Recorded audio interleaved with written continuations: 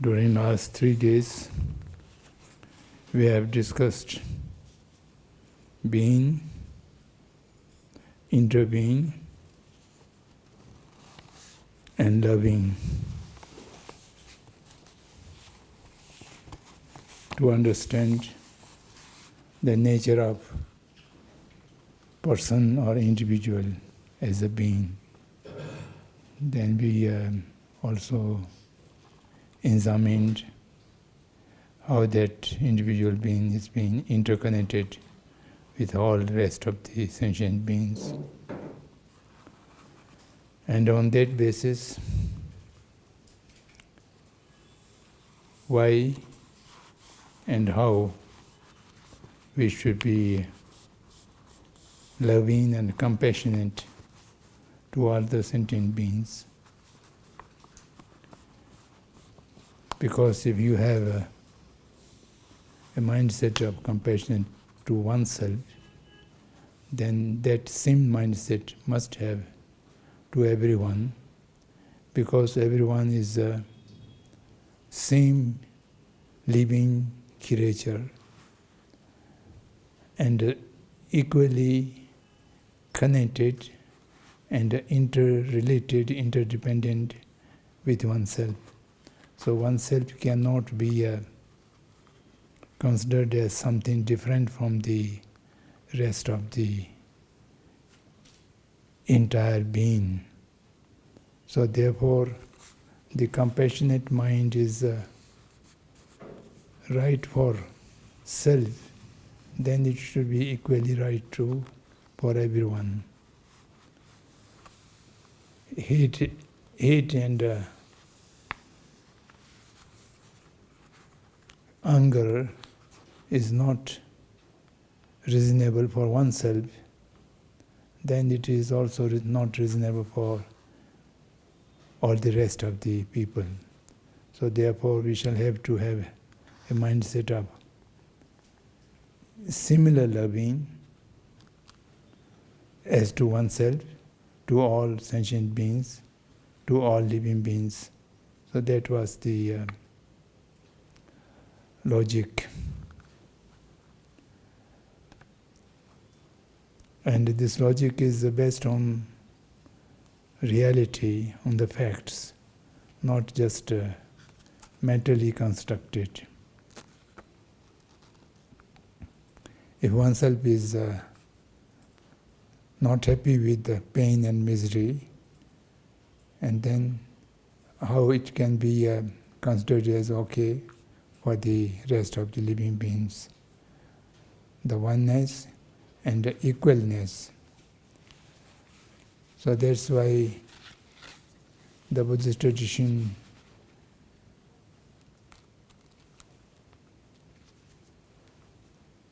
insists that we should train the mind in the beginning to have a sense of equanimity, equalness.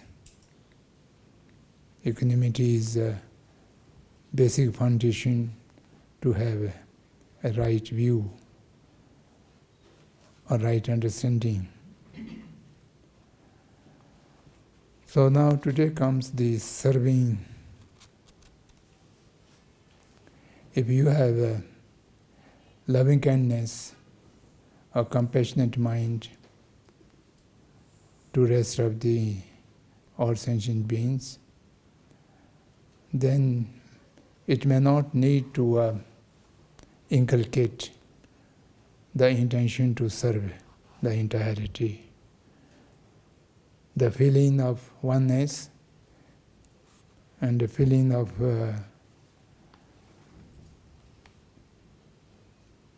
equanimity will automatically generate the intention to serve others as the intention naturally have for oneself, and that is just to be extended to the rest of the sentient beings. Now, usually we may think how we can serve the entire living creature, entire sentient beings, because we have no potential or possibility of reaching to everyone. Our body, our mind, our speech, and our effort are limited, very much limited. So serving to all sentient beings is just a utopia idea, and it is impossible. That way of thinking is also, I think, not absolutely illogical.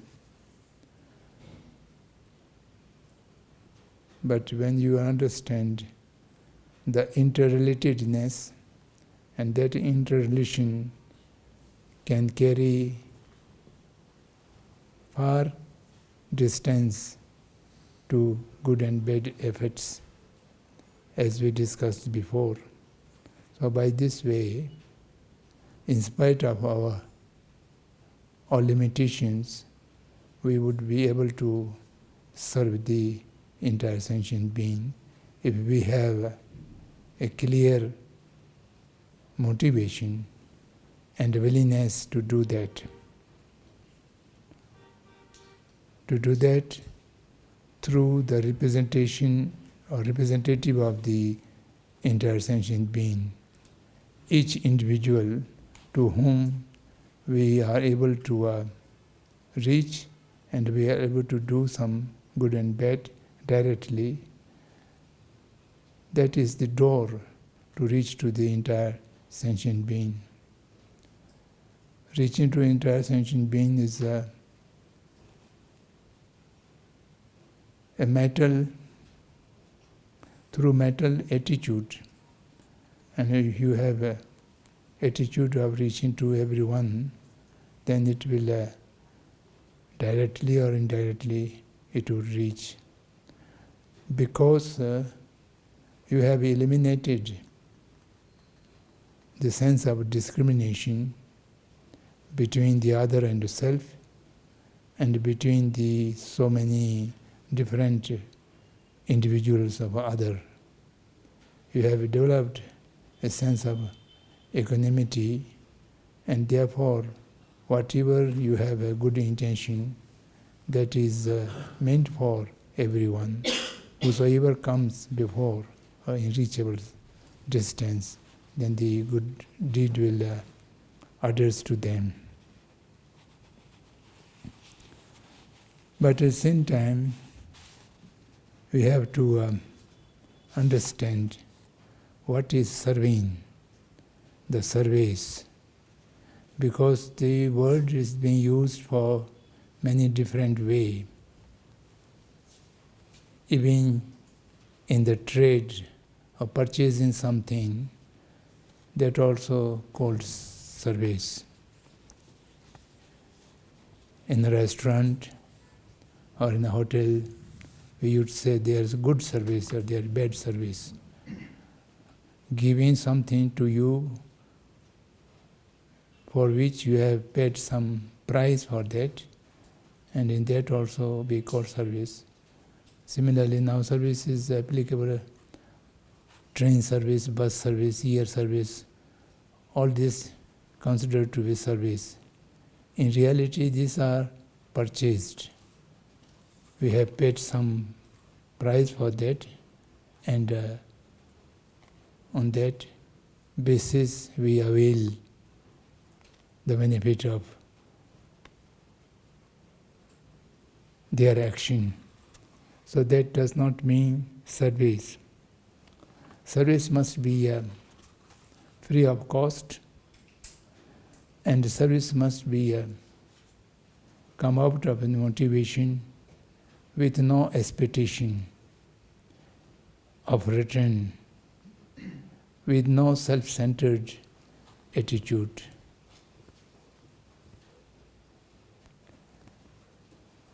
You saw some poor people on the road, or some sick people or old people on the road. and you immediately feel the suffering of that person as suffering of yourself, because you have already trained in your mind in the equanimity, loving. So therefore, love means you feel the other's pain as your own pain. And then the effort to remove that pain need not depend much effort, because no one needs some consideration or some begin to effort to remove one's own pain or misery. That is comes automatically by habit, or maybe by nature also. It may not be nature, by long perpetuating habit, you will immediately do something. Similarly, the other's pain is able to see as your own pain, your own suffering, then the effort, the method to reach out is come automatically. But we are not mindful enough watching to motivation and by which you are doing the act that is not contaminated by any kind of self-desire. Self-desire means to have some name, fame, or to become friendly with the person to whom you are helping, you are serving, or any other kind of self-motivation. Sometimes the world's perpetuated habits are very funny. Many parents do think and sometimes talk also, expressing also that I am looking my children so that in my old age they may look after me. This way of thinking and this way of approaching, that makes the service from service to giving and take, a purchasing or trade. And the loving kindness, the compassion become attachment or desire. So therefore, we have to watch all the time our mind during the act of serving.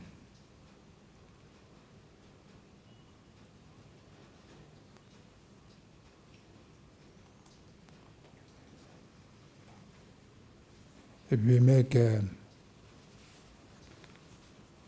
some kind of day-to-day activity, then watch to one's own mindset, then you will able to differentiate the same action you are doing at this moment is a service to all sentient beings, or it is service to few selected people, or it is not at all a service. So this kind of category is always there. We shall have to watch them and then determine what myself is doing. A service to one people, a service to many people, a service to entire sentient being. That all depend on one's mindset, not the physical or vocal action alone.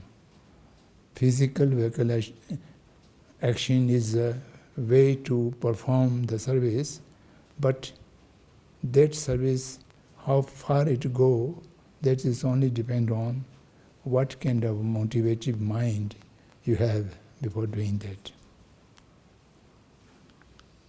I may take a metaphor.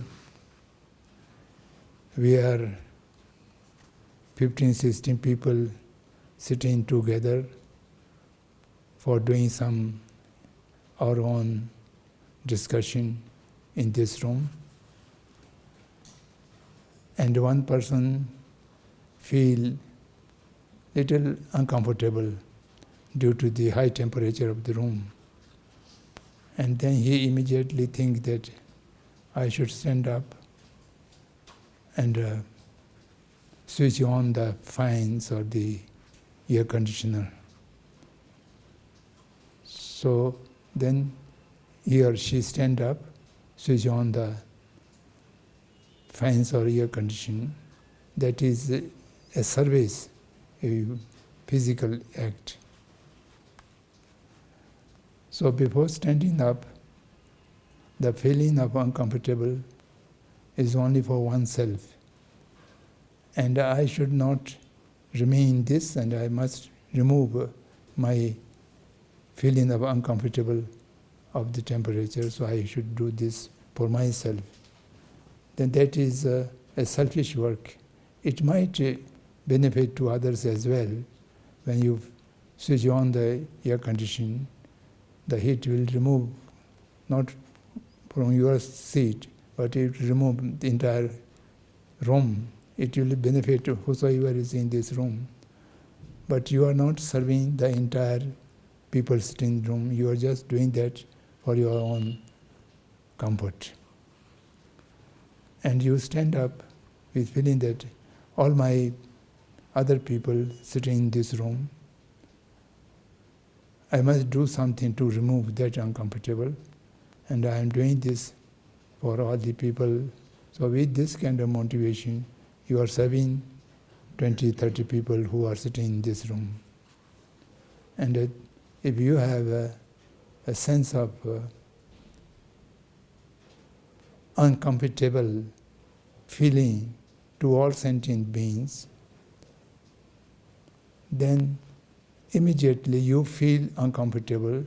You can apply that uncomfortable feeling to all sentient beings, whosoever might be in the same situation. Then you stand up, putting on the air condition, with the wish that no one should feel uncomfortable due to high temperature. Whosoever is feel uncomfortable due to high temperature, I wish all of them could come out of this uncomfortable feeling and have a pleasant feeling. So there's nothing to cost or nothing to burden you, but it is only your way of thinking.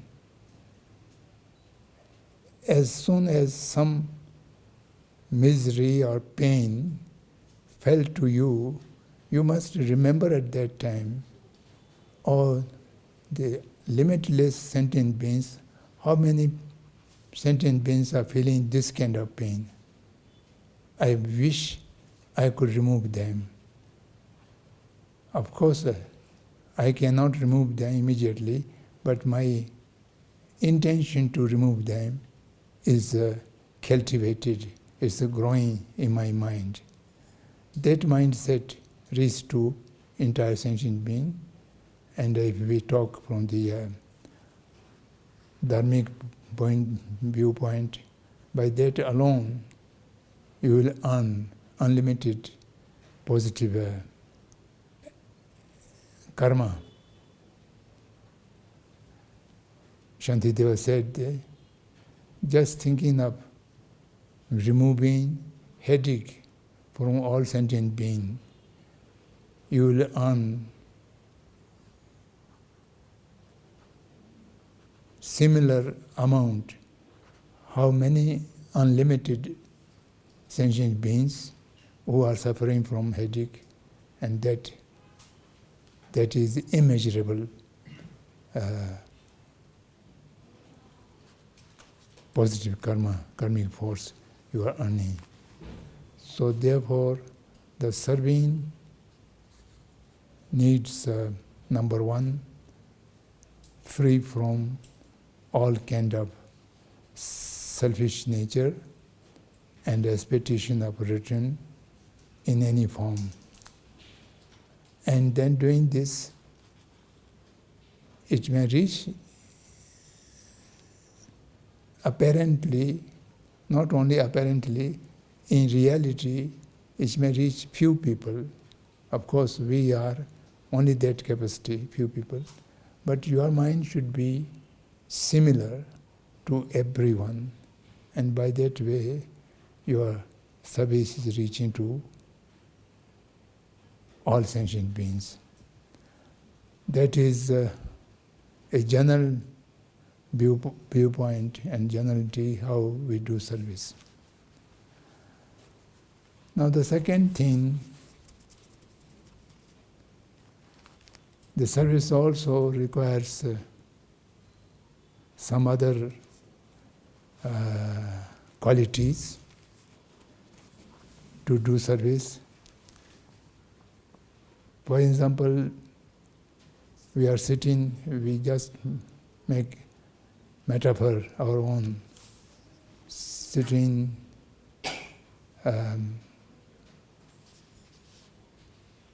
in this room, and we felt the necessity of having air conditioning. And as soon as you felt, then your sense of discrimination or your discriminative wisdom,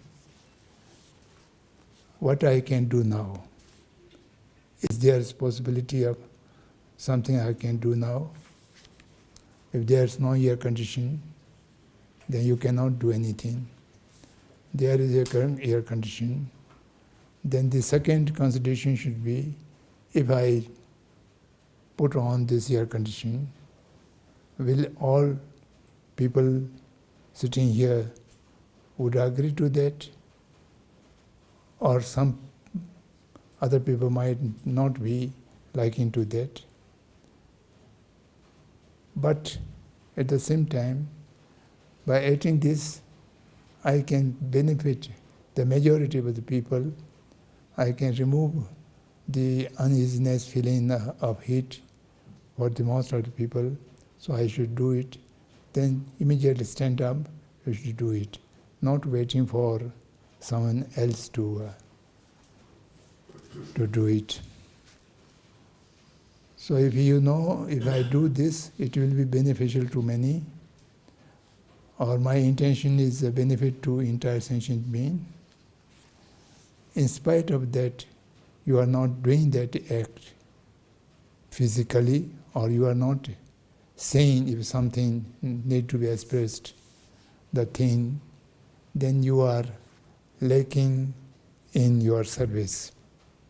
You might have the understanding of interconnectedness of beings and loving kindness and compassion, you might have, but you are still not acting according to that motivation, then you are lacking in service. And another thing we must understand is, service does not mean only to give or to provide some comfort. But service means also to stop, to try to stop the other doing some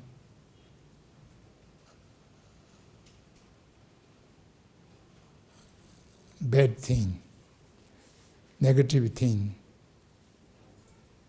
accumulating some sin. Whether one can stop them or one cannot stop them, but not making any effort or try to stop them, that is also a kind of unservice, lacking in the service. So this includes opposition to negative actions, injustice actions, at individual level, at a group level, at society or national level, whatever it means, internationally.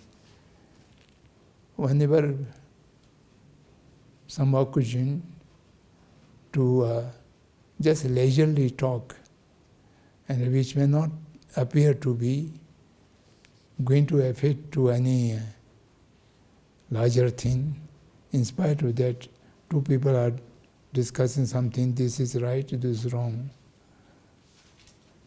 And if we are not speaking to say the wrong is wrong, and it also includes a kind of acceptance in silence. In Buddhism we talk about, if you are not opposing something wrong, you are not saying it is wrong, that means you keep silent, means the other person may take it approval. So therefore, not saying is also a disservice. You are lacking in your service.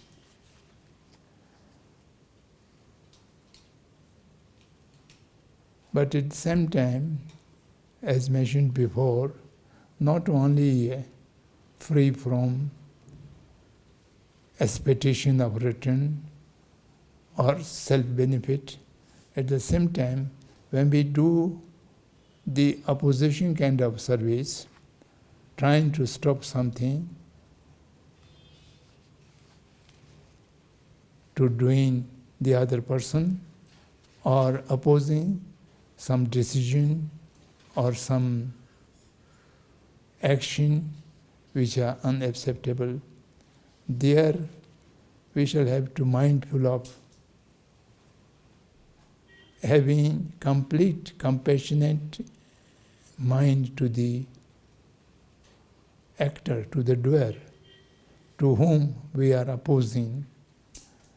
And if we are not able to keep complete compassionate mind to that doer, then it becomes a kind of not positive action, then it is a conflict. Doing opposition without any conflict with the person to whom you are opposing, that only makes, if you have no trace of hate or disliking of that person. On the contrary, your compassionate mind must be much more stronger, saying that this person is ignorant and is going to do something awful, something very wrong, or it is keeping a misconception, these things are right.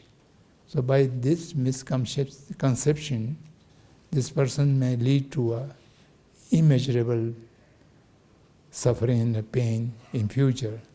Therefore, I need to save this person from doing such negative things, and also keeping in the mind a conception or an idea, this is okay, I can do this and it is not negative.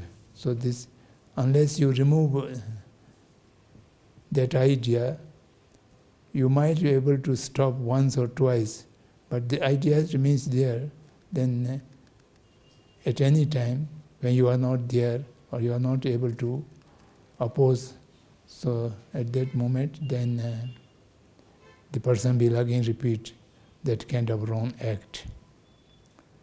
So therefore, to oppose the action, to try to remove the cause of the action in the utter's mindset, and thereby bring a positive transformation, change in the heart of the person to whom you are opposing. So this individual opposing to group of people or the society or the nation, its system and law, whatever it's to be opposed, that need to be opposed. And then there is an opportunity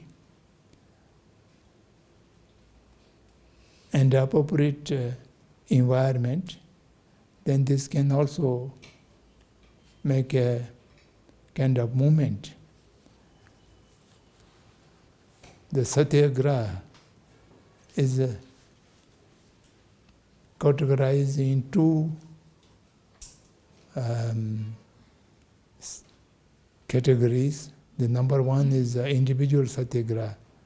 Individual satyagraha may not be explicitly aimed to any particular thing or particular person or particular actor, but to keep a right side of mind, and the wrong side of things are always opposing mentally and vocally. That is individual satyagraha.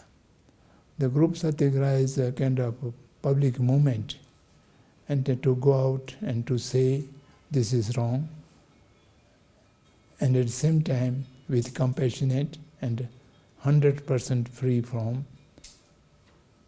any direct or indirect act of violence. So that kind of satyagraha is a great service for nations and societies, to bring them in that way is very important, and it is a real positive action, real positive service. So these are a few things I have just mentioned in the category of service. So now this how to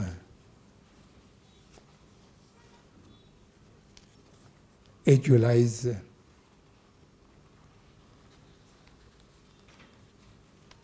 the idea of better we, better world.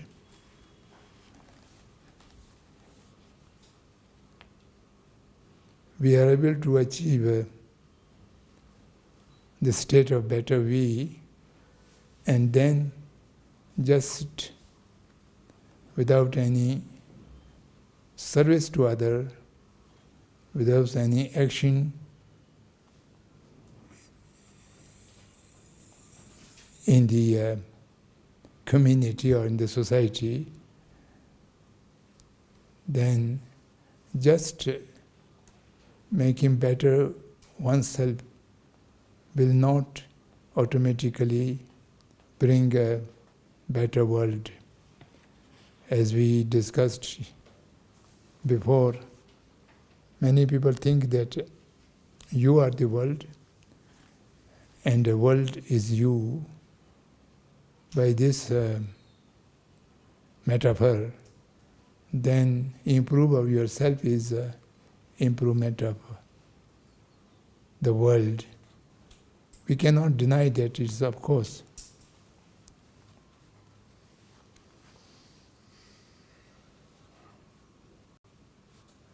A small cut in the fingertip. To cure this small cut in the fingertip should be considered as a improvement of the entire body, because it is part of the body, and part of body is affected by some kind of disease. You cannot say this disease is only on my fingertip and it does not affect to my body. The fingertip disease can cause later on very life-threatening infection if you not remediate immediately. So the cure of the fingertip is the cure of your body.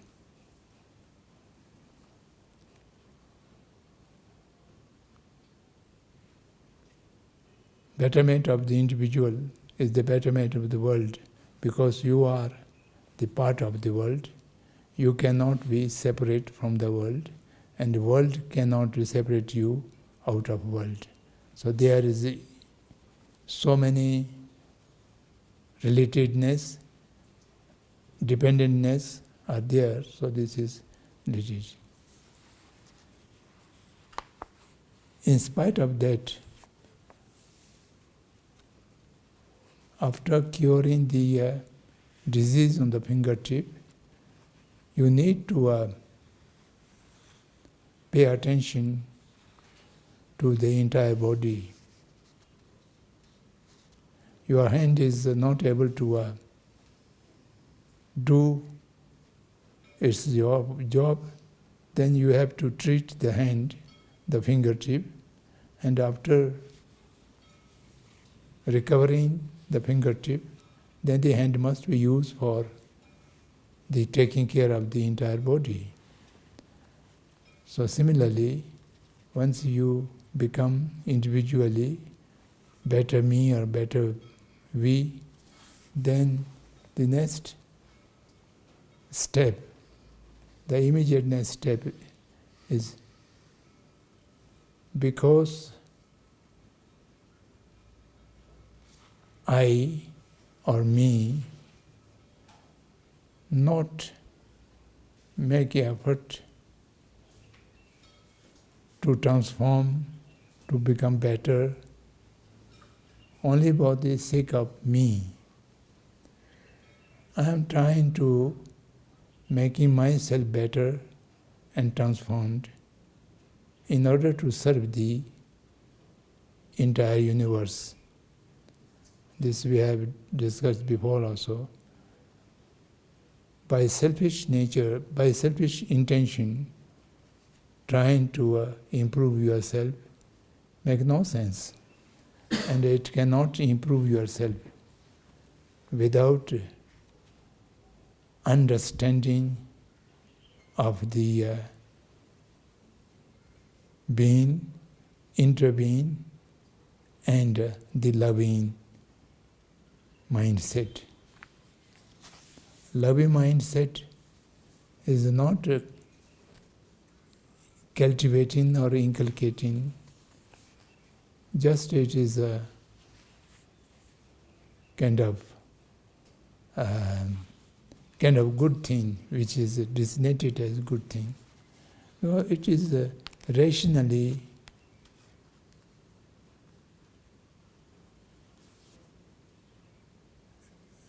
establishable. It can be proved due to the nature of interbeing.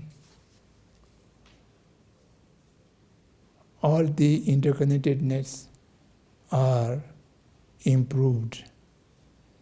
It is self-destructive as well as destructive to all sentient beings.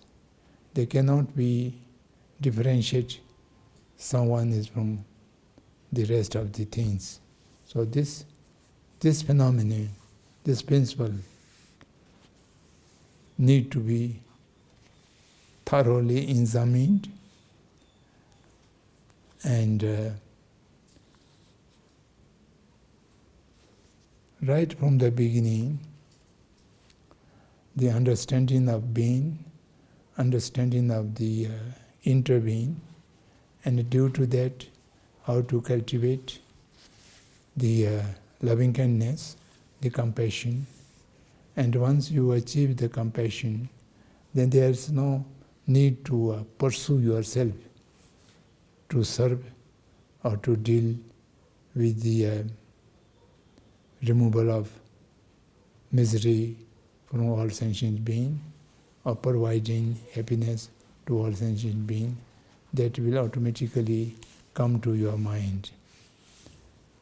So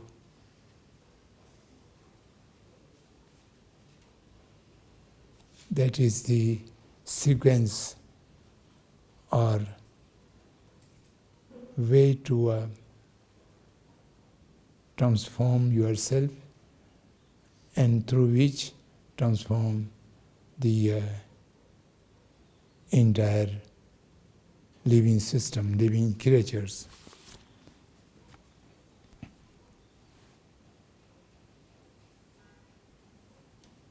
Then at the same time,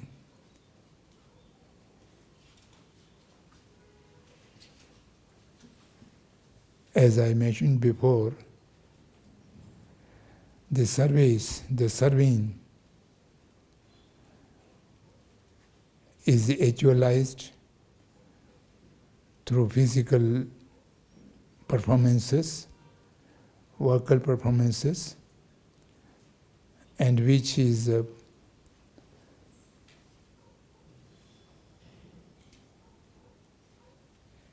come out of a mental performance that is called the compassion or loving kindness. Compassion or love, we combined it together. That will make you all the time most active.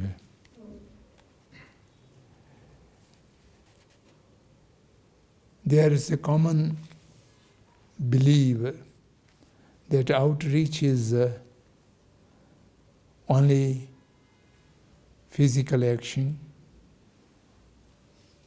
or vocal action through which we can make some outreach. But indeed it is also not limited to that. Your good wishes,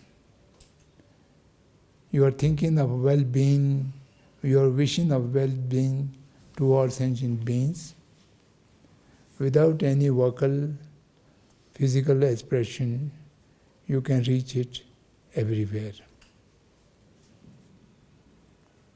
In common human behavior or human habit, it may be called culture also, all the people in this earth living in the east or west, different culture, different traditions, yet it is common to all good wishes. What means good wishes? Even we write a letter, at the end we say, with my best wishes, my good wishes. That's not a formality. In reality, you have a good wishes to someone else, and good thinking, and similar good prayer. Prayer is one of the channels or medium to express the inner good wishes to the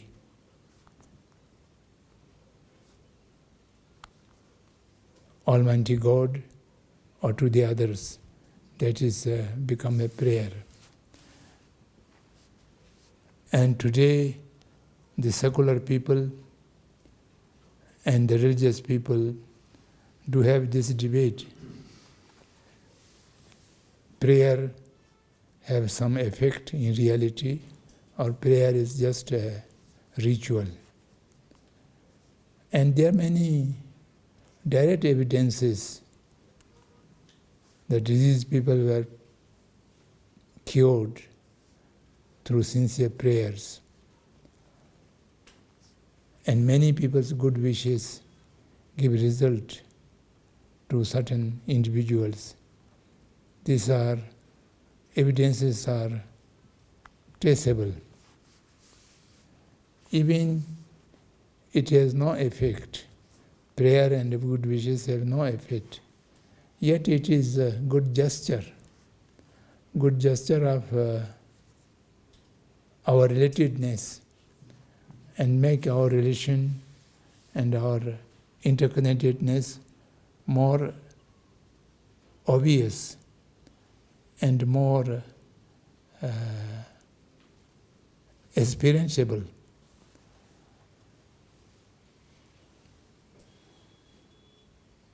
So therefore, to perform a service to the entire sentient being, as I mentioned before, number one, whatever we do something beneficial to others, we must keep in mind the need of such benefit to all sentient beings. And I am not have the capacity to reach all sentient beings, but I am serving the immediate people which represents the entire sentient being. I am serving them, and I wish, as I serving them, I could have reached to entire sentient being. Or I also wish this small act of serving must reach to all sentient being. If a person is some believer, then also make a prayer. No believer, prayer may not be necessary, but at the same time, the material reach to outside should be enlarged. There's no harm, there's no limitation. And then before we go to sleep, many people have the habit of some doing prayer or recitations or recitation of mantra or something like that. With that, we can remember the sufferings of all sentient beings, and with strong wishes to remove the sufferings of all sentient beings by their own positive act, but also my good wishes, my willingness to serve them. Whatever chance comes to me, I will help them, I will serve them. This kind of mindset, you go to sleep, then the whole sleep would be a positive way. And in the early morning, as soon as you get up, again you think of the entire sentient being, remember of them, their obligations, their kindness, and one's own relatedness to them. And by remembering them, you again send a good wishes. That will also count as doing service. So serving has so many ways. It can be combined with political movement. It can be combined with social movement. It can be combined with a group and family members, joint effort to bring some positive change. So, of course, it is always applicable to individual efforts and training. So it is a very vast subject. It can go everywhere in many different forms. So only the thing is to keep in mind, without discriminating between the sentient beings. Number one, willingness to reach out entire sentient beings. Number two, free from all kind of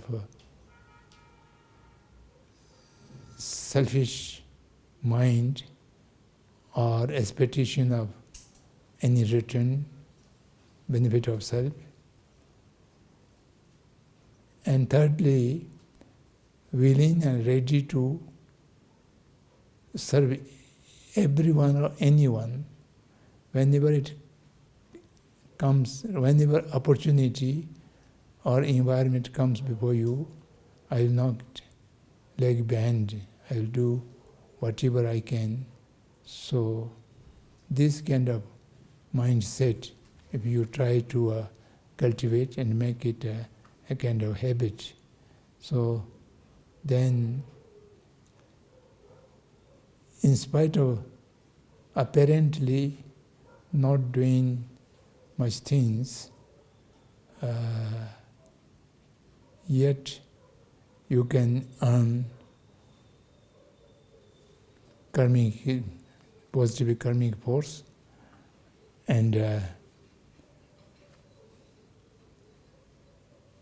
to evolve yourself in readiness of service and doing the service all the time without any break, only through mental imagination and mental exercises. So therefore, I think, as a matter of fact, after evolving the loving kindness, then there's not much necessary to talk about the need of service or the way of service. These are come out of the motivation of compassionate mind. So that we shall have to keep in mind. I think it is time for tea break according to the clock. So half an hour we shall break for tea, and then thereafter your comments and feelings and also ideas, doubts and experiences to share with us. At 11:30 we shall come together, and by that time my submission is completed now. So after tea break we will open to discussion. Thank you.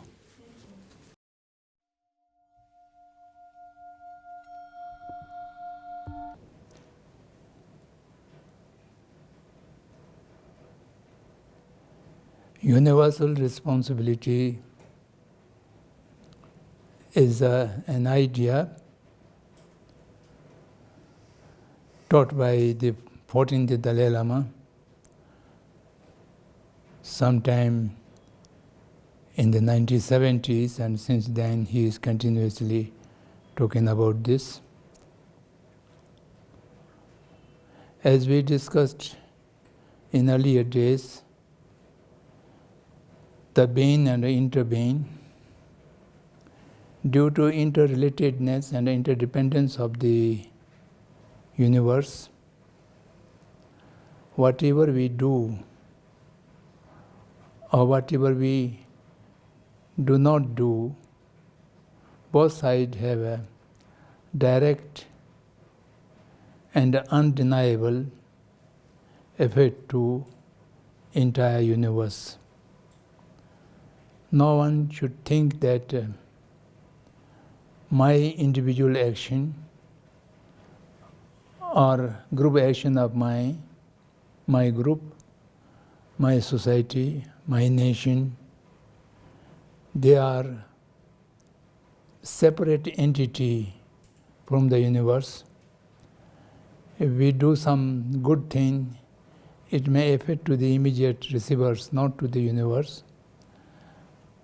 And therefore the individuals does not have a responsibility towards one's own family, community, group, nation, and so forth. Not a single individual should think and should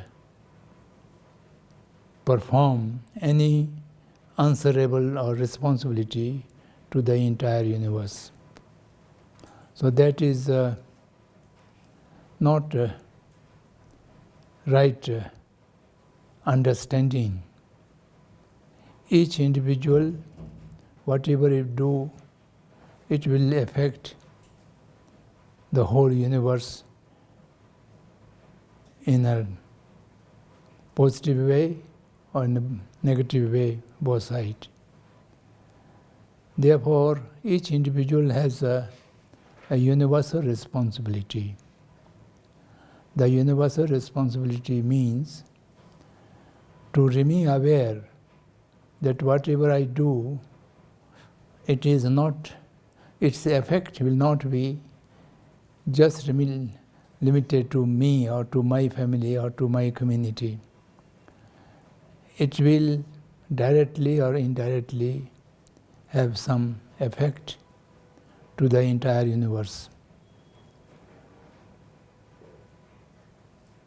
For ready and simple metaphor or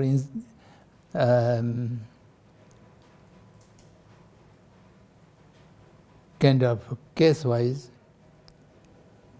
for example, the climate change and the global warming, environment degradation, all these are threatening to entire universe. And degradation of environment, climate change and global warming, I can't say I personally did not contribute in the cause of these challenges. I was also a part of destroying the environment, destroying the global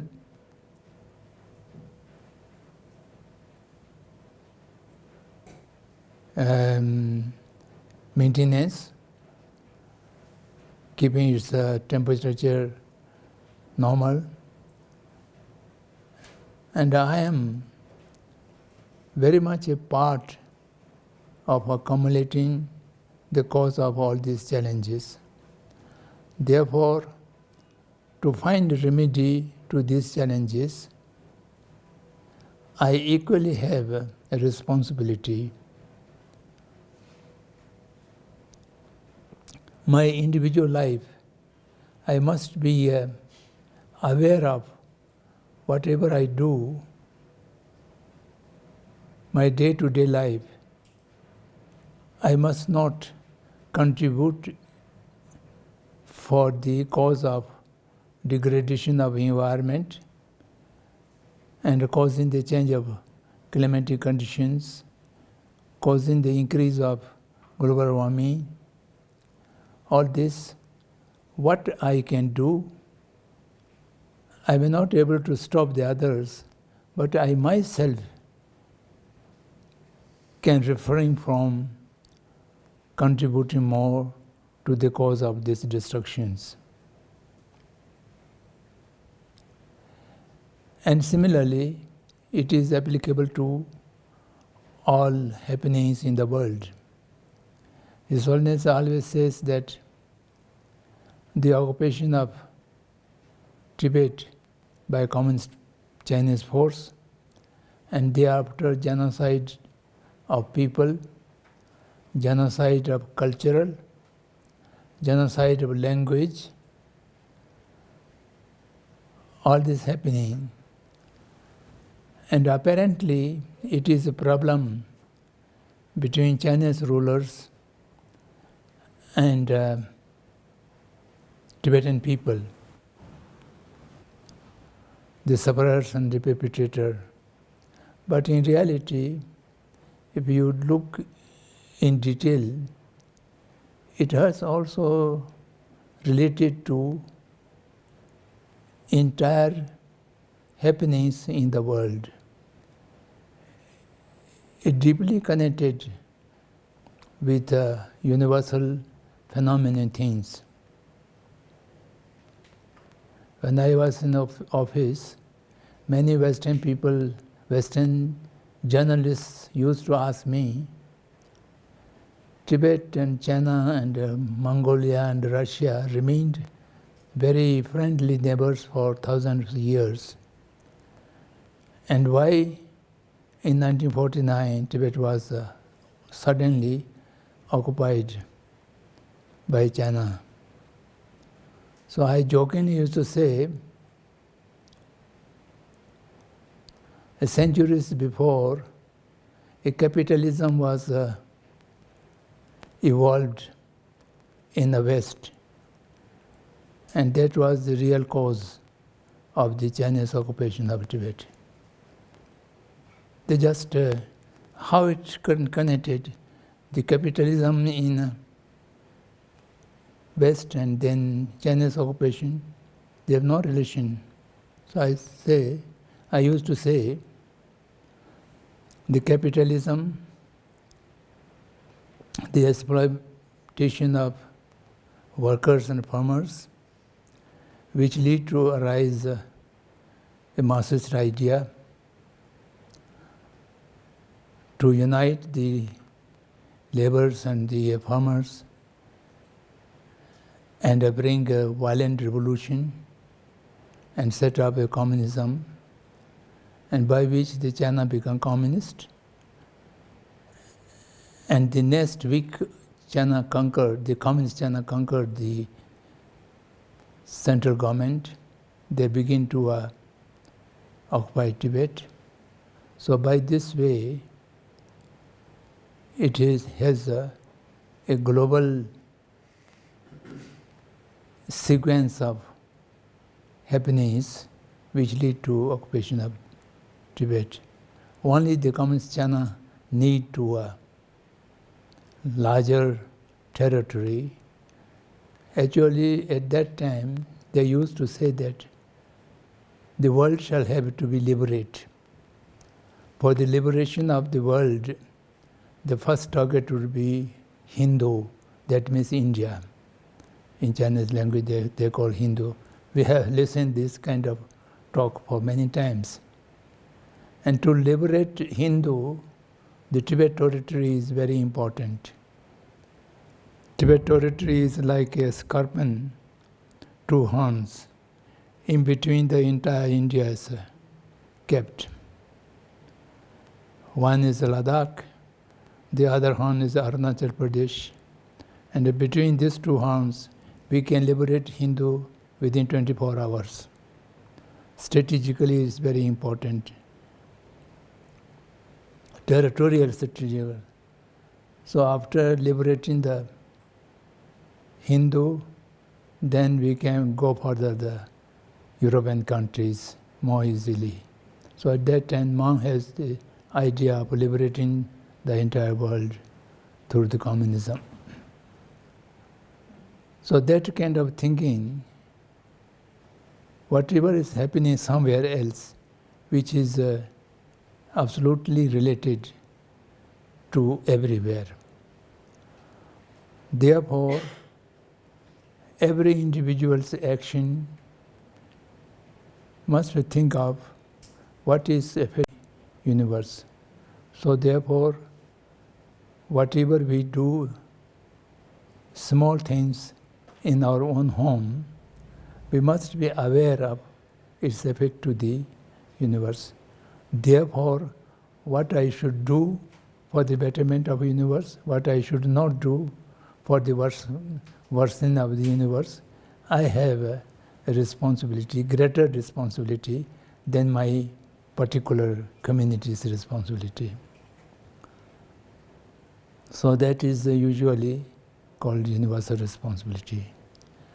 If it is looked from the Buddhist idea, then that means taking the responsibility of all sentient beings by one individual person.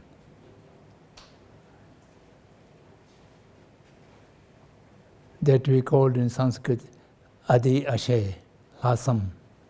Adi Ashe means an intention which is something better than the other intentions. That means intention take care of entire sentient beings or entire universe. Sentient beings refers to only living beings, and the universe is living beings and the non-living beings. Living beings and non-living beings are interconnected. All the non-living beings, the earth, the space, all these are being created by the collective karmic force of the living beings, sentient beings. So therefore, the universe is actually a creation of the sentient beings' collective karma or individual karma, if karmic theory is believed. So therefore, it must be kept aware in our mind. I should not think my negative action will not harm to anyone, someone far away. I do something wrong here, it will not affect someone in America or Europe. If I make little bit of harm to the environment is pervasive globally. And harming environment here doesn't mean that that harm will not go to the other side. As I mentioned many times, that cutting a fingertip cannot consider it will not affect the entire body. So, embodiment as one, so whatever we do, we have doing the things. So therefore we must understand what is my responsibility to preserve, to protect the entire universe. That is my foremost duty. In the Buddhist way of looking is that one should sacrifice for the family, sake of family. A family should be sacrificed for the sake of village. A village should be sacrifice its interests to save the larger interest of the town and the nation, so on and so forth. So therefore, for the sake of interest of the universe, individuals' interest should be sacrificed or ignored or given less important. The first importance should be given the interest of the well-being of the universe. Actually, the tradition people always think of responsibility is more important than the rights. If you perform your responsibilities, then your rights can never be taken away or disturbed by anyone. The modernity has reversed. The rights are put in front, more important, and the responsibilities are not given any importance. That is another problem which are facing in the modern community, modern system.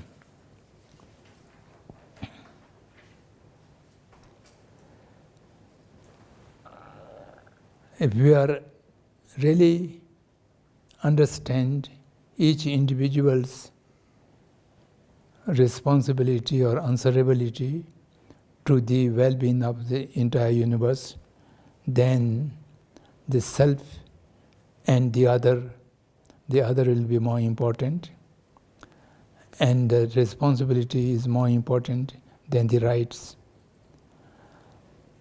The mind is more important than the body.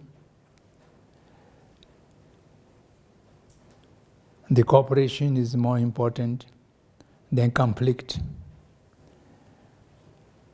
And the joint effort will be more important than the competition.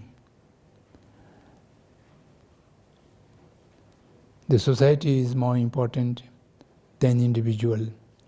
These are the traditional way of approaching. But modern way of approaching is all reverse all these things.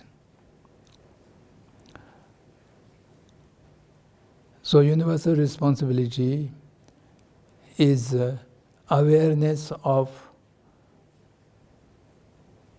one's own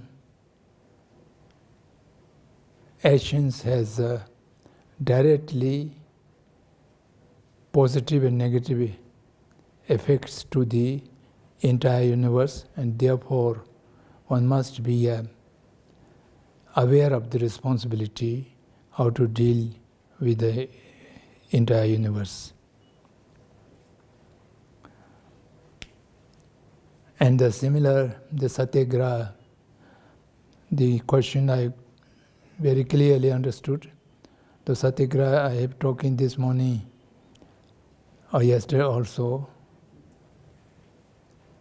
Satyagraha is a explicit way in performing the universal responsibility. Once universal responsibility is being hindered by system of society or law or larger group of people, then we shall have to resist and oppose through loving kindness and non-violently. So that is the satyagraha. Then the great question, service, who is the doer? That is a philosophical question, and it is very difficult to answer, which can satisfy all doubts and all different opinions of the people. The concept of interbeing is a very gross and rough idea to interpret the Nagarjuna's principle of interdependently arising. The beings exist interdependently arising, therefore there is no inherent, truly existence of anything by its own nature.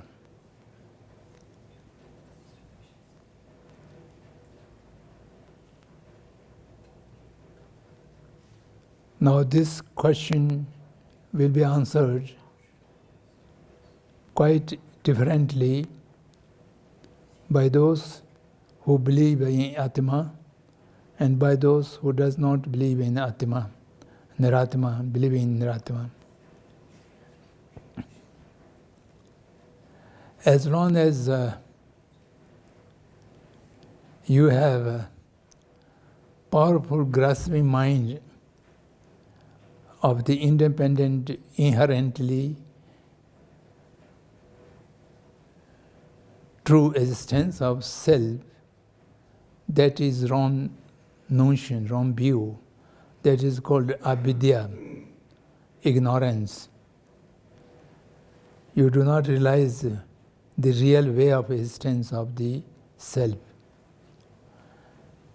In the English language, the ego is mostly referred to Atma Dharana, a grasping on independent existence of self.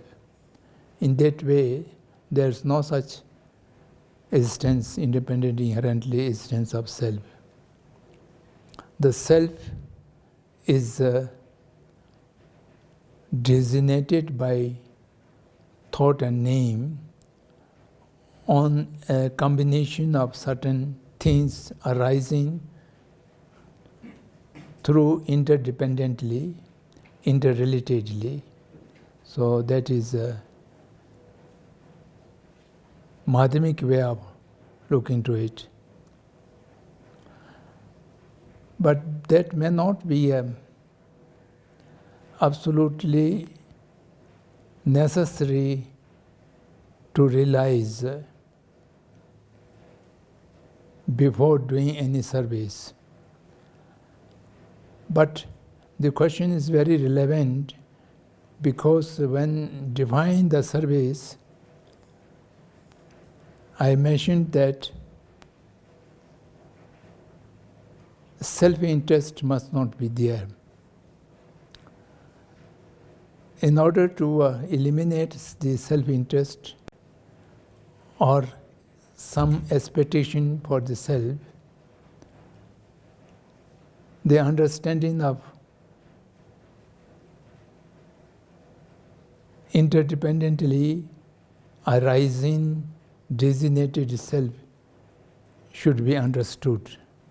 Otherwise, as long as you have the ignorance of the self, which is our mind, our thought is grasping to a egoistic or independently, inherently,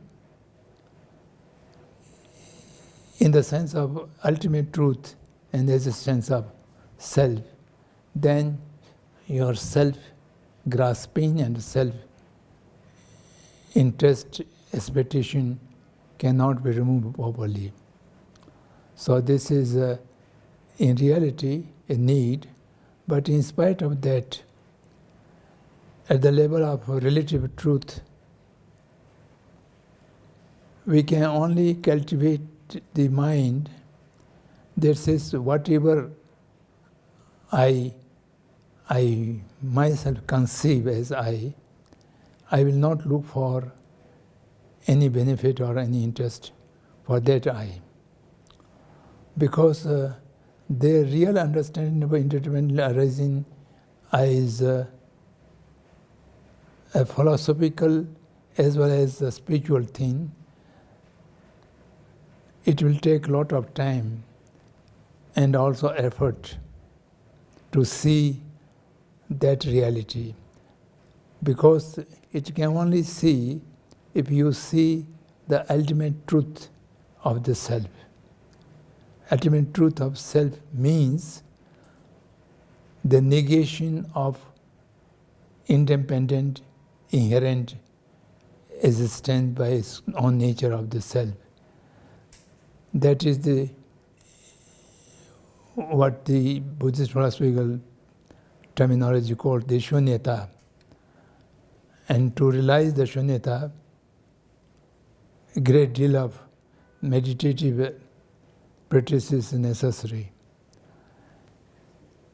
Even you do not realize that idea of self is always in everybody's mind, and to that idea of self, any interest for that self should be avoided.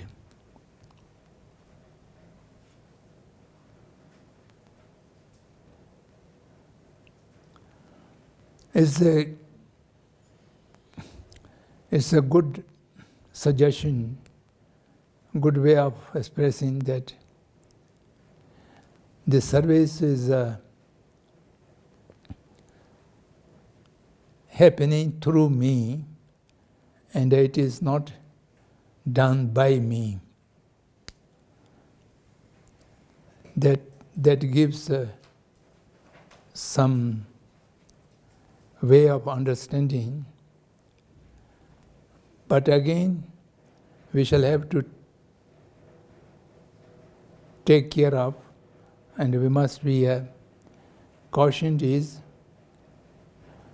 by me and through me is a different way of performing, but through me also carries the world me. And the world me with the sound, also it goes in the thought.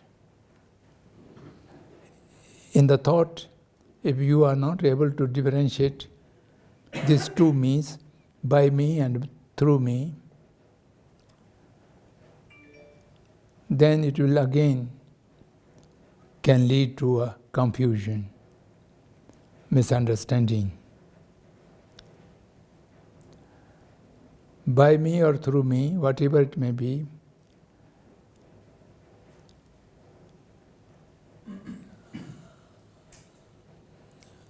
an I which is different from interrelatedly, interdependently arising or existence of its own nature. Unless that is removed, both of these words might be carry a same connotation. To remove that existence, we shall have to recognize the way our thought grasping the I in the egoistic way. So that is very difficult to recognize, because that thought is grasping two entities mixed up, the interdependently arising designated I and undependent,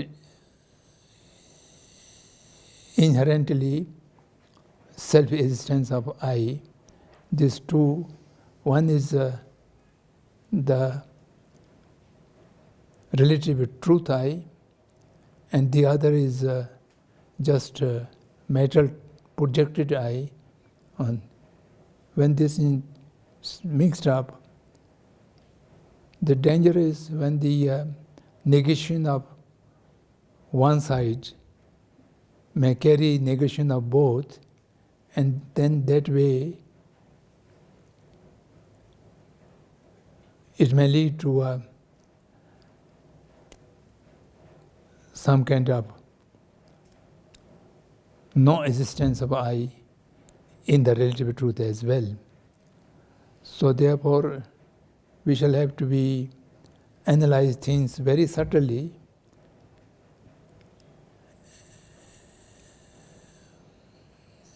the relatively existence of I need not to be found pinpointedly when it is searched through an analytical mind. It is one side the combination of the aggregates, the other side the thought projection. With these two comes together, we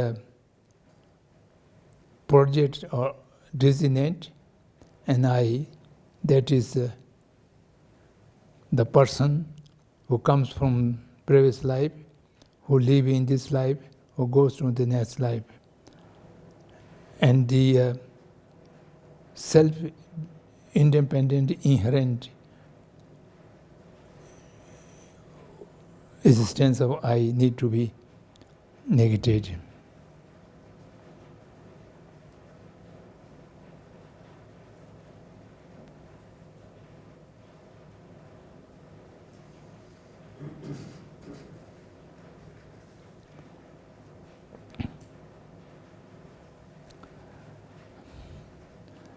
As I mentioned,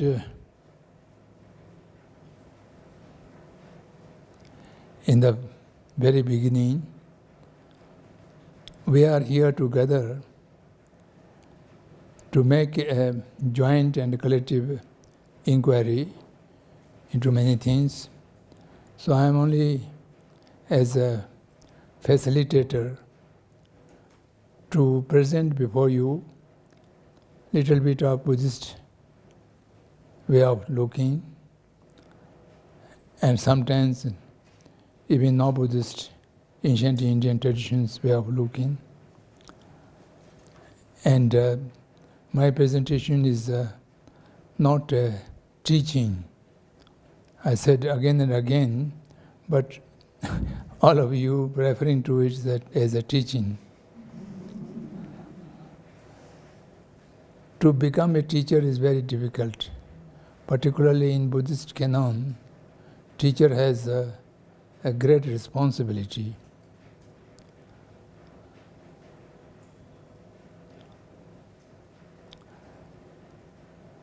Once a relation as a teacher and taught, a guru and disciple, then disciple has lesser responsibility and the teacher has more responsibility. So I know I am not in a position to fulfill all these responsibilities. That's why I said I am not a spiritual teacher. Spiritual teacher needs to lead a spiritual life, and one must have some spiritual attainment, and only thereafter there can be a spiritual guide or spiritual teacher.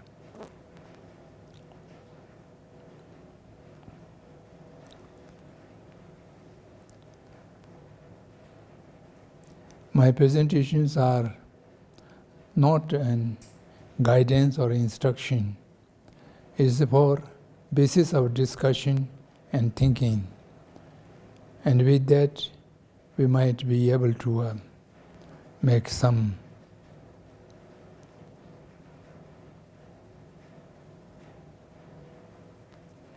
joint inquiry and learning process.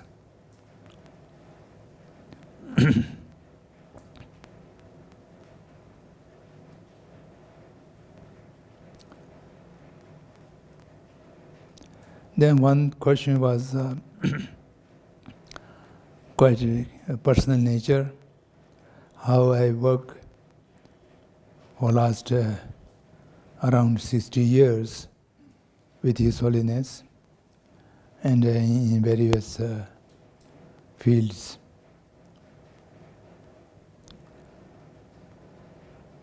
His Holiness was my teacher, my guru. And before that, my root guru was His Holiness junior tutor, Samdhong Rinpoche. And Samdhong Rinpoche instructed me to work whatever His Holiness wished to get through me. So that's how in 1960 we are summoned from various refugee camps to Dharamshala, and since then we worked in accordance with His Holiness' wishes. And His Holiness, the 14th Dalai Lama, I think act as according to the time. His nature was very different from the 13th Dalai Lama. Of course, we have not met 13th Dalai Lama, but we heard from 13th Dalai Lama's associates and servants, service people. The 13th Dalai Lama used to be very strict and a kind of dictatorial attitude. Whatever he commands, people shall have to be work according to that and to reach to his satisfaction. And the 14th Dalai Lama was by nature very democratic.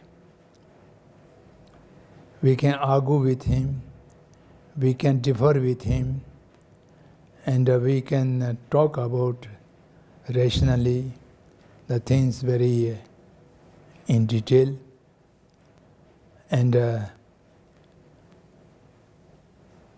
thereby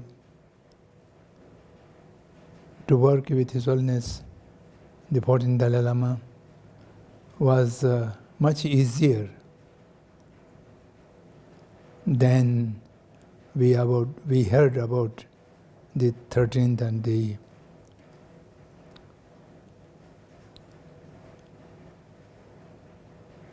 other Dalai Lamas before that.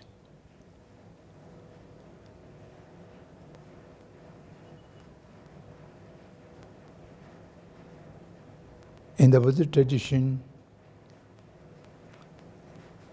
to serve the teachers is considered to be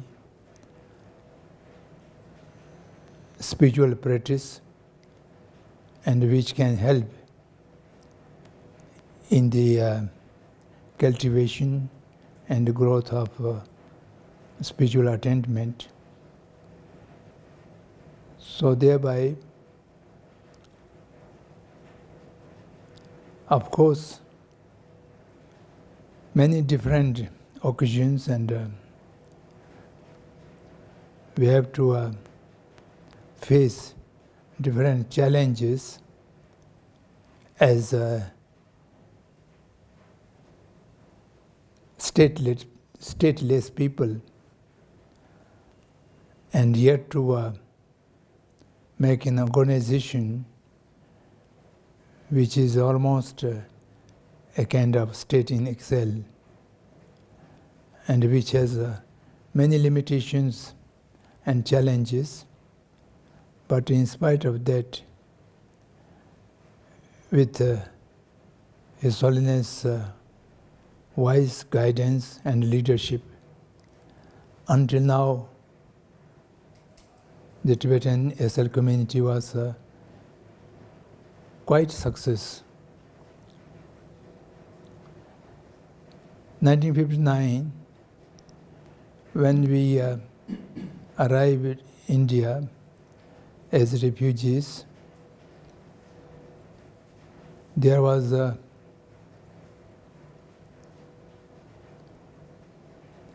so many challenges, and His Holiness and we all have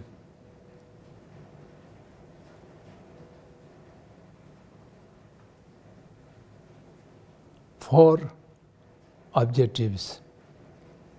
Among the four objectives, the first is to look after the Tibetan refugees, about 80,000 in 59, and almost 100,000 the next years, and how to find a livelihood for them, how to settle them. That was one of the challenges.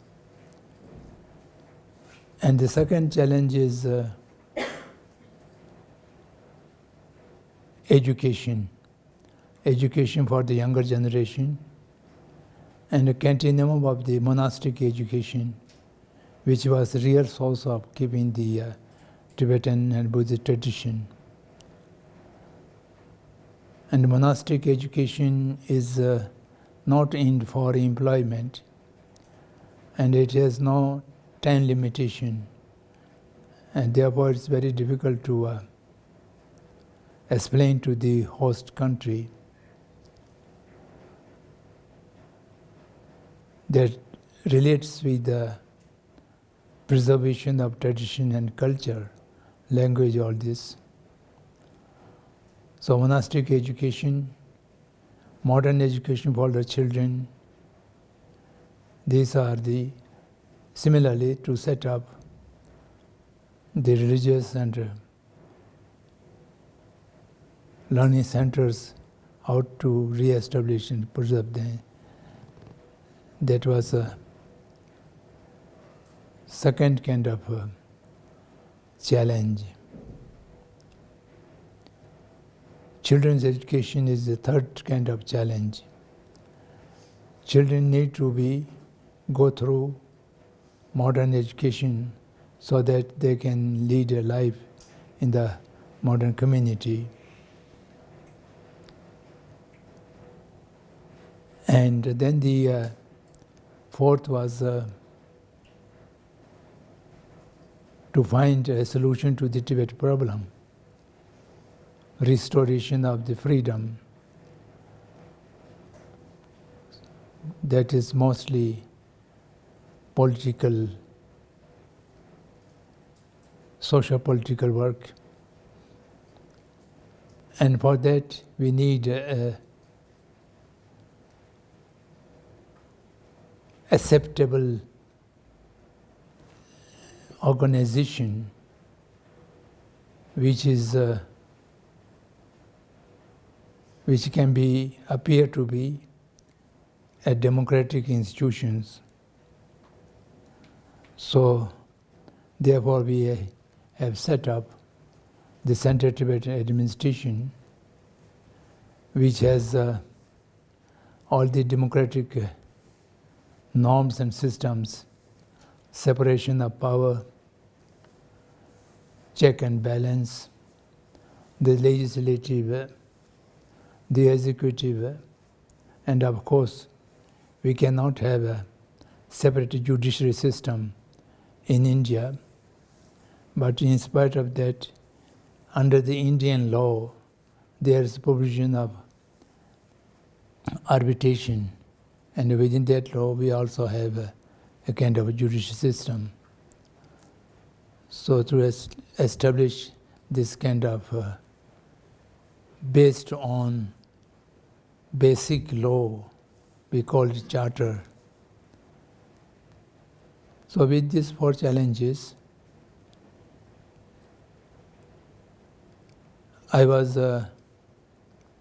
directly or indirectly related and involved going through this process. And due to His Holiness' wise leadership, we are able to get through. Now the only weakness at this moment, our monasteries are well established.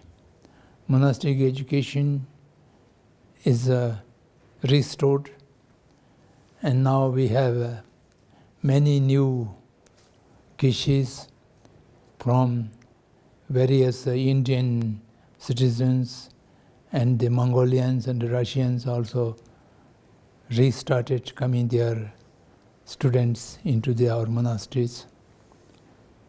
And the children's education is also going well. Refugees are already settled. Now there's no problem of any unsettled refugees.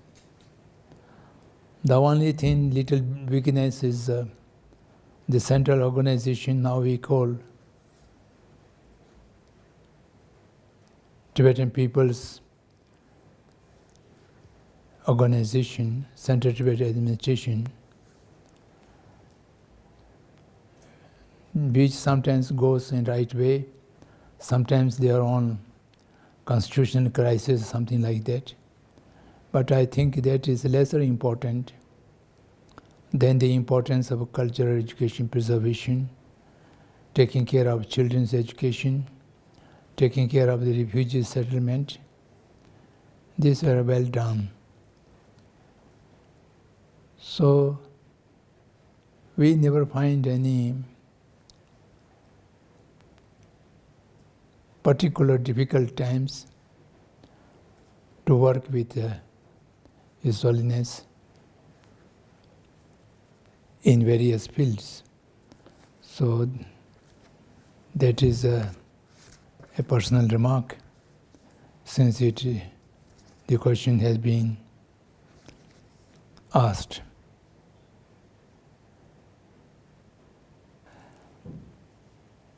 Then about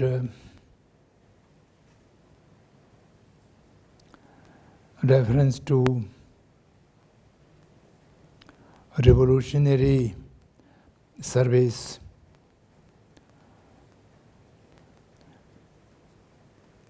The book written by granddaughter of Martin Luther King, and which also deals with the younger people's hopelessness.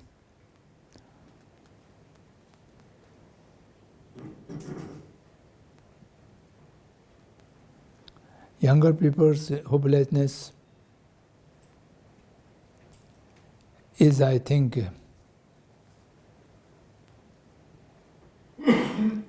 related to the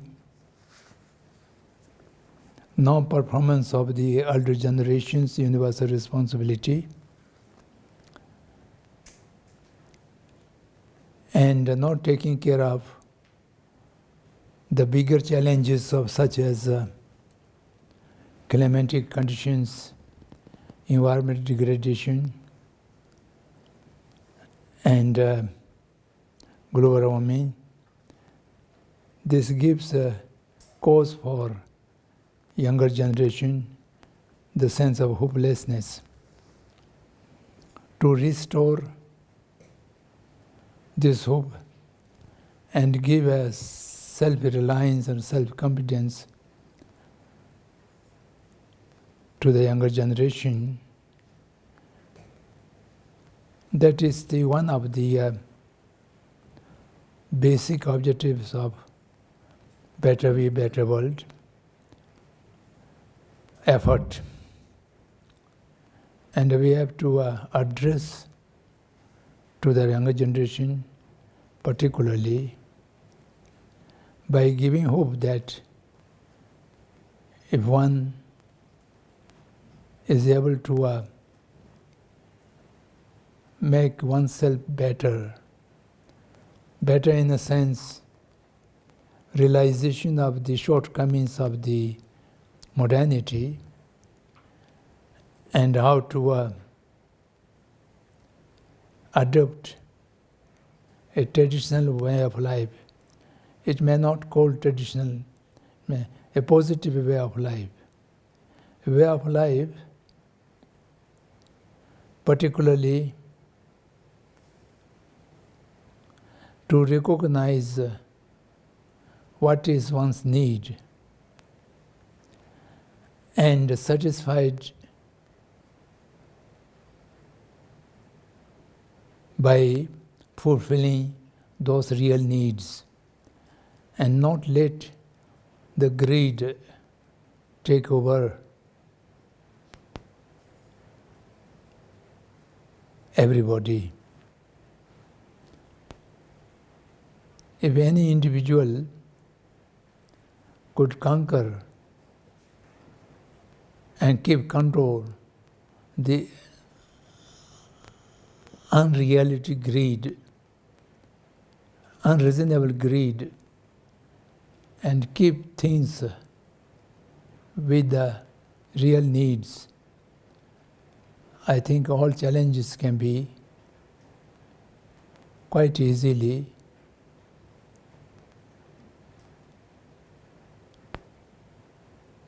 conquered or faced. The today's cause of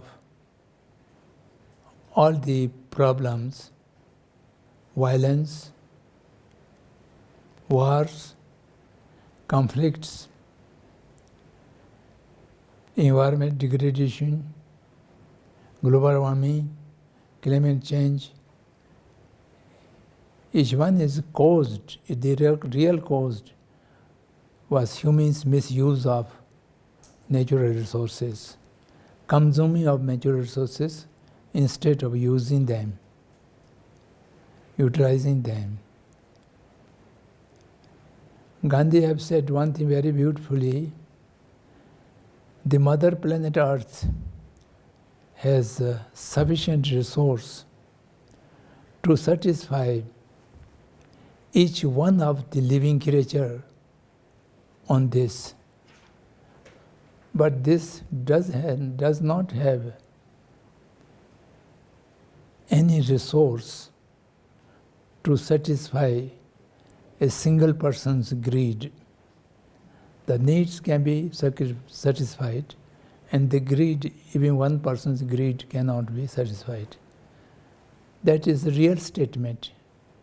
We are experiencing it very clearly.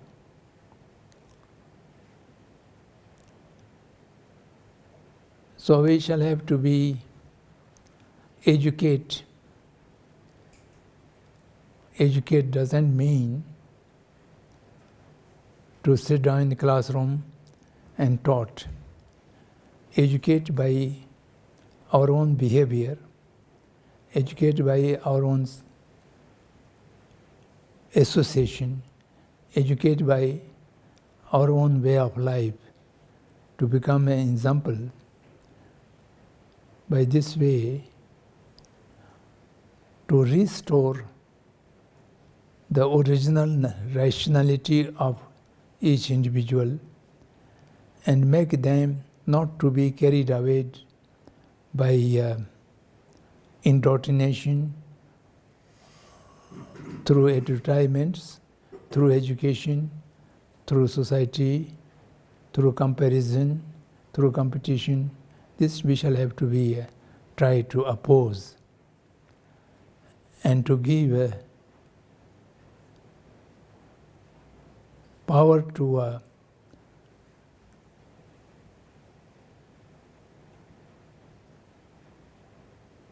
see the things by one's own inner intelligence, inner wisdom,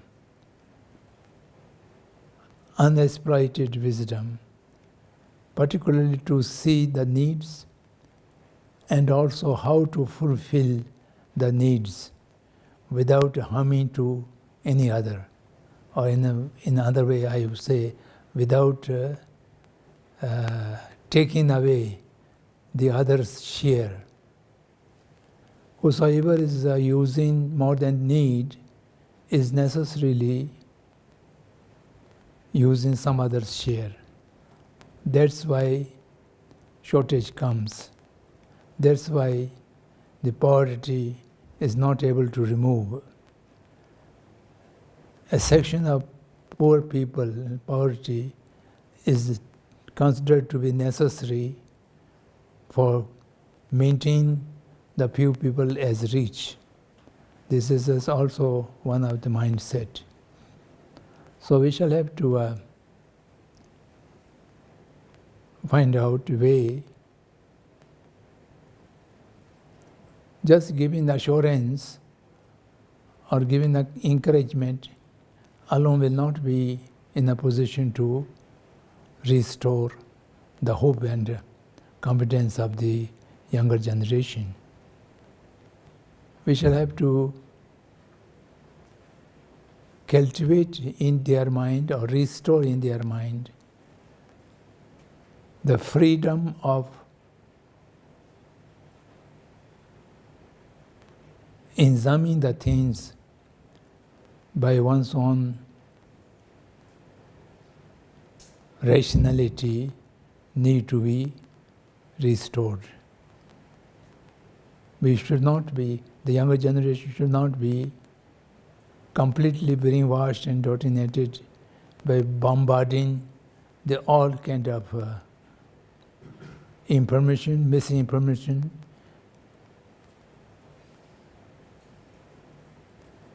and all that sort of thing. So we shall have to think what way, what method will be more suitable.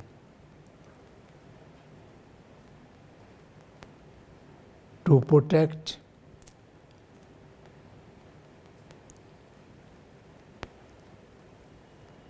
the naturality of a person, not to become any individual just an artificial or contaminated, to protect them at their reality, at their naturality. So that is of course difficult, but not impossible in my view. As we discussed before,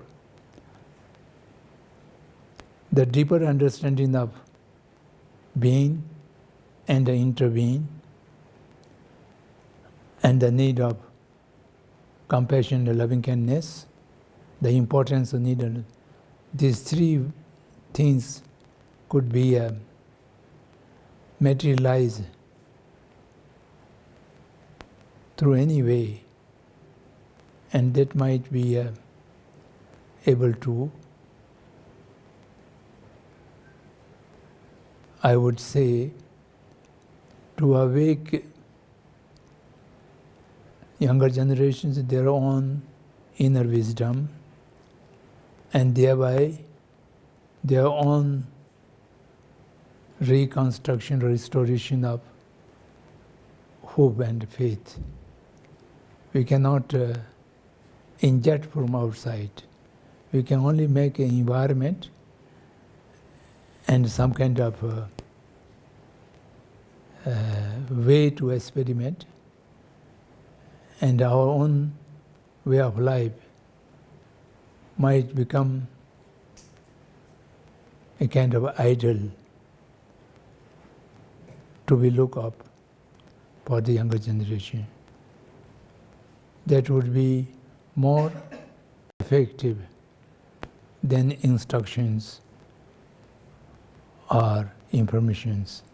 So in that way, I think we shall have to think about.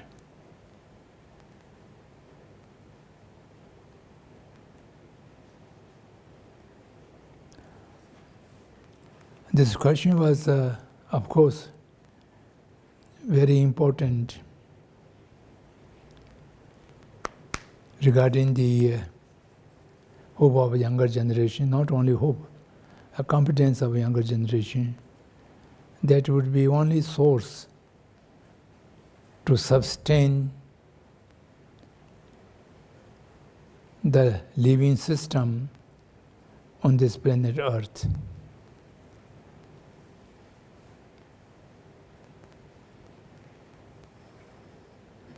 The attitude of irresponsibility for the future in the minds of the elder generation and the present generation need to be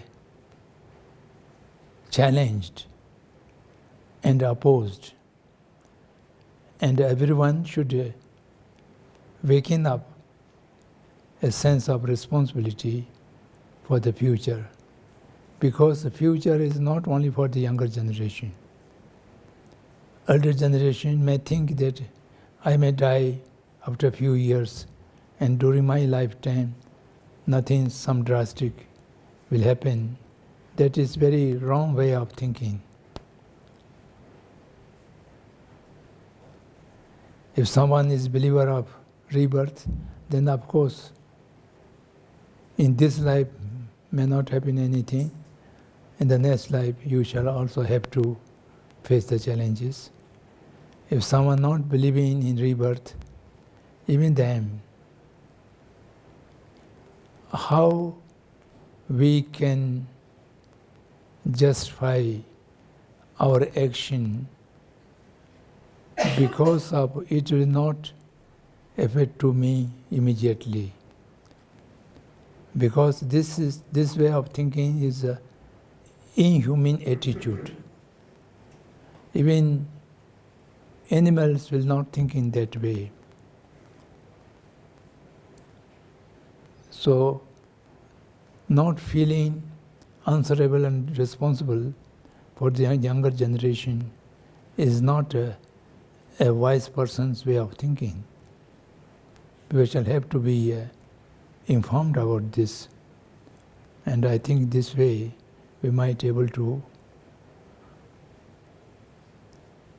reconnect between the generation gap and also to remind everybody's responsibility towards the entire sentient being and the entire universe. I don't know, some of the questions might be left, or some of them questions I may not clearly understood, but whatever I able to understand, I try to not responding, but to aid some kind of clarification or my view about these questions.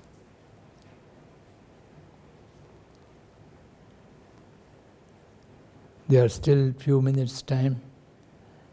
Anyone has some more comments, I would welcome.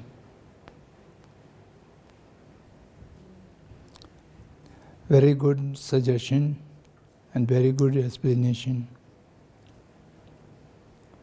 Cooperate enterprises of service, which mentioned before also, and many corporates considered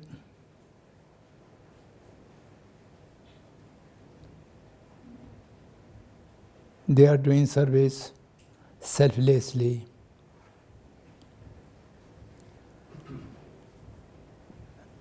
And their way of getting profit and money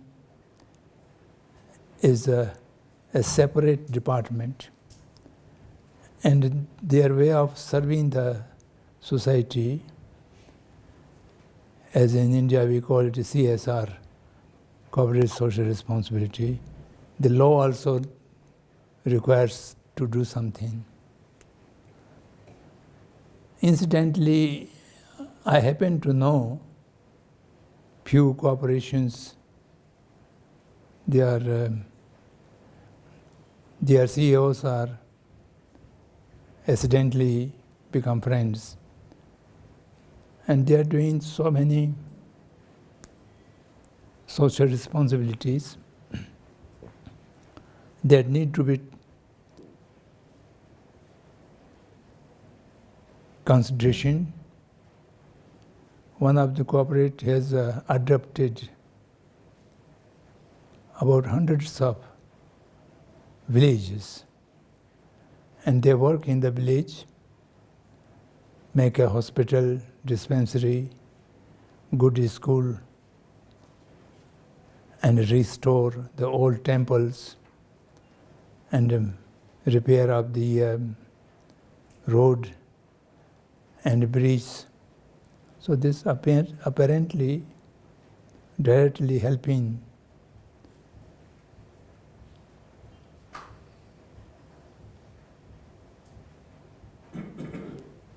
but we have to again to find the resource from which they have earned profit, and from that profit all these good works have been done. Their production, their way of running the industries, those cannot be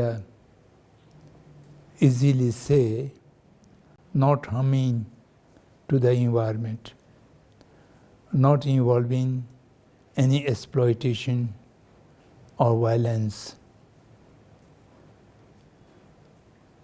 So this question was raised in many occasions by many people.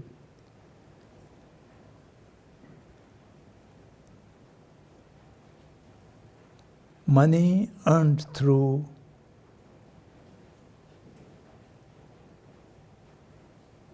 a means which are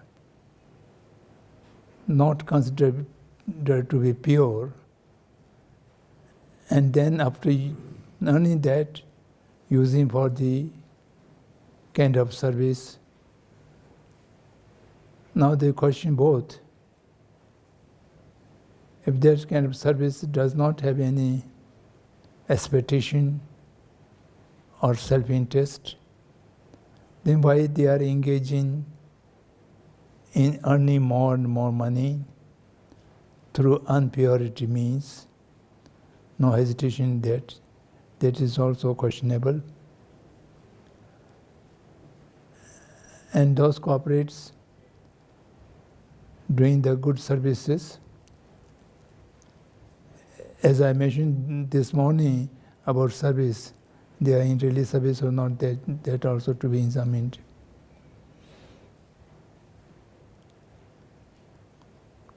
The real question is the source of income from which the profits derive is not going against universal responsibility and not harming anything. That is the big question. And the CEOs are usually being chosen who are now more efficient and effective worker. And in today's terminology, the efficiency and the effectiveness, the measurement of these things are always based the proportion of profit and the speed of production. These are the yardsticks, and by that way, how much priority can be measured, that is also questionable. So now it is 1 o'clock, we shall have to give more importance to the lunch than the service. Thank you. See you tomorrow.